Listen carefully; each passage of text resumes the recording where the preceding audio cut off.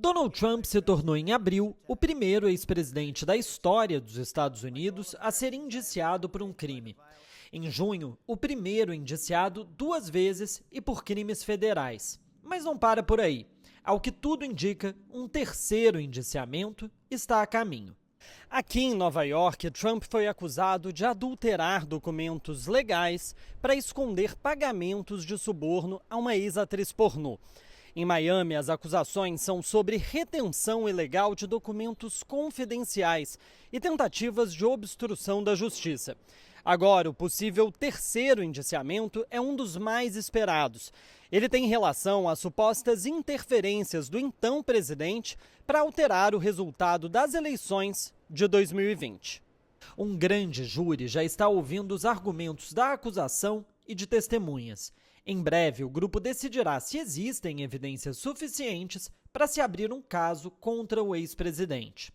Trump, porém, que disputa as prévias do Partido Republicano, parece inabalável, pelo menos quando o assunto é a disputa interna do partido.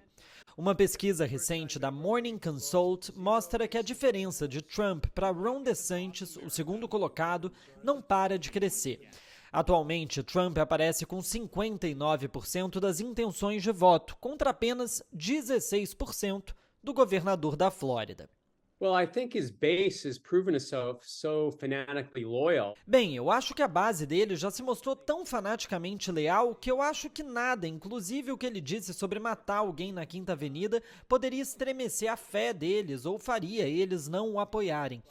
Mas eu acho que com independentes, especialmente mulheres nos subúrbios da Filadélfia ou Nova York, isso deve ter um impacto político e deve afundá-lo em uma eleição geral. Mas para além do impacto negativo na disputa contra Joe Biden, o possível terceiro indiciamento pode ter também consequências diretas na capacidade de Trump assumir o cargo caso vença no ano que vem. Na outra acusação dos documentos sigilosos, ele poderia servir mesmo que fosse condenado à prisão. Não há nada na Constituição que diga que ele não poderia assumir o cargo. Porém, segundo a 14ª emenda, se ele for condenado por encorajar uma insurreição, se essa for a acusação final do Departamento de Justiça, e parece que vai ser, então ele seria proibido de servir como presidente e seria removido do cargo. Como se trata de um crime federal, porém, Trump ainda poderia perdoar a si mesmo caso ganhasse as eleições. O auto-perdão nunca aconteceu na história dos Estados Unidos e a oposição certamente entraria na justiça contra. Porém, a decisão ficaria a cargo dos tribunais. Para Thomas Wallen, no entanto, o cenário mais provável hoje é uma reeleição de Biden.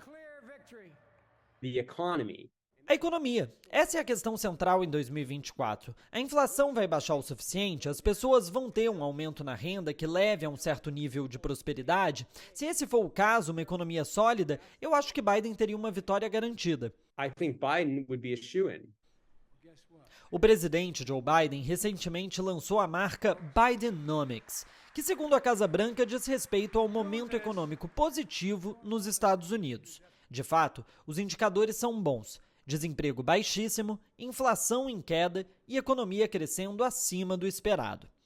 Dentre os maiores desafios de Biden, no entanto, está a idade e a crescente percepção de que ele talvez não esteja mais tão apto assim a cumprir as funções. Para o professor da Boston University, a idade de ambos é uma espécie de simbologia do próprio país.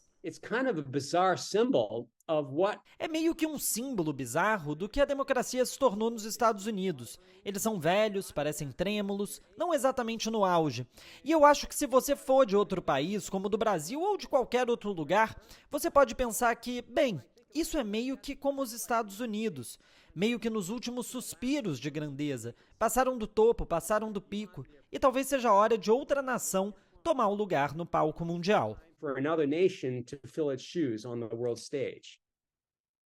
Pedro Paiva, de Nova York, para a TV 247.